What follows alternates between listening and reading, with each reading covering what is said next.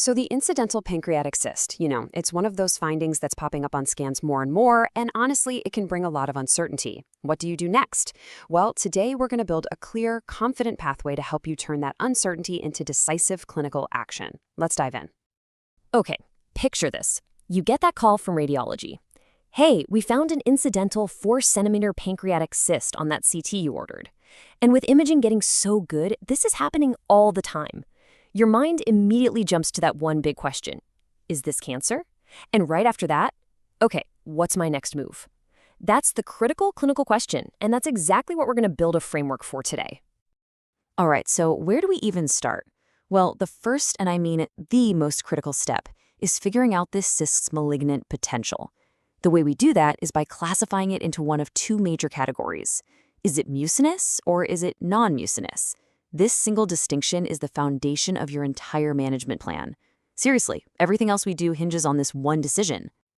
What's so cool here is how the fluid inside the cyst can tell us so much. We can actually perform an endoscopic ultrasound, sample that fluid, and get these incredibly helpful markers.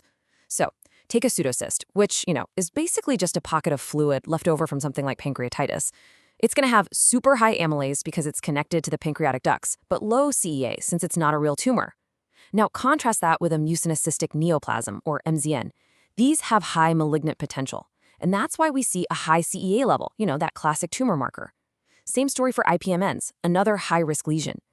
And serous cystadenomas, well, they're kind of the benign outliers, with low levels of both, which totally fits with their very low malignant potential. Okay, so let's boil this all down. The key here is to think of it in two big buckets. On one side, you've got your non-mucinous lesions. I like to call these the harmless bystanders. They have little to no malignant potential and, a lot of the time, just need to be recognized and left alone. But on the other side, you have the mucinous neoplasms. And these are the potential troublemakers. These are the ones that carry a high risk of turning into cancer, and they demand our full attention, requiring either close surveillance or a serious talk about surgery. So how do we figure out the risk for these potential troublemakers? The good news is, we don't have to guess. We have this absolutely essential, evidence-based framework, the International Consensus Fukuoka Guidelines. Seriously, this is your roadmap. These guidelines give us a super clear path for identifying the features that should really raise our concern and tell us what to do next. The guidelines give us what they call 3 high-risk stigmata. And let me be clear, if you see any of these, the alarm bell should be ringing and the path forward is super clear and immediate. This patient needs to see a surgeon, period. So what are we looking for? Obstructive jaundice from a cyst sitting in the head of the pancreas, an enhancing mural nodule, that's a solid component, of 5 millimeters or bigger, or a main pancreatic duct that's blown up to 10 millimeters or more. These aren't maybes. They are unambiguous signs that we probably need to intervene. Okay, so next up, we've got the worrisome features. Now, these aren't quite the go straight to surgery red flags we just talked about, but they're still a really big deal. They're significant enough that they absolutely demand a closer look. So we're talking about things like the cyst itself being 3 centimeters or bigger, having thickened walls, the main pancreatic duct being moderately dilated, or seeing an elevated CA19-9 in the blood. Any of these is our signal, right? It's time to get an endoscopic ultrasound, an EUS, to get a much better look and more information. So all of this, it brings us to this big crossroads in our decision-making, based on the imaging, what the fluid tells us, and whether or not we see any of those Fukuoka criteria. We really have 2 main paths we can take for our patient: active surveillance or surgical resection. So when is surgery the clear answer? Well, like we've been saying, any cyst that has one of those high-risk stigmata, that's a straight shot to a surgical consult. And if you do that EUS and find a significant mural nodule, see that the main duct is involved, or if the cytology from the fluid comes back suspicious or positive, yep, that's your green light. Time to talk about resection. But what about the cysts that don't tick those boxes for surgery? Well, for those, we move to active surveillance.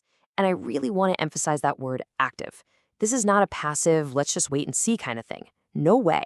It's a structured process. It all starts with getting really good, high-quality imaging, ideally an MRI. From there, we set up a schedule for re-imaging based on the cyst's size.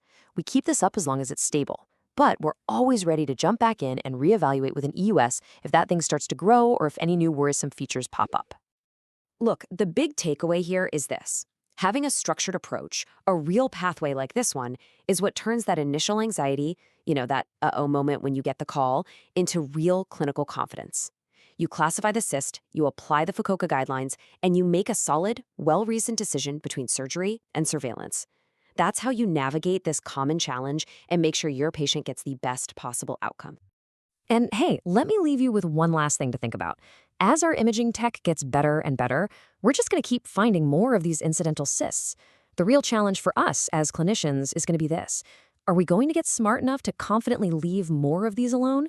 Or are we heading for a future where every tiny cyst we find triggers a full, expensive workup? It's a huge question we're all going to be facing. Thanks so much for tuning in.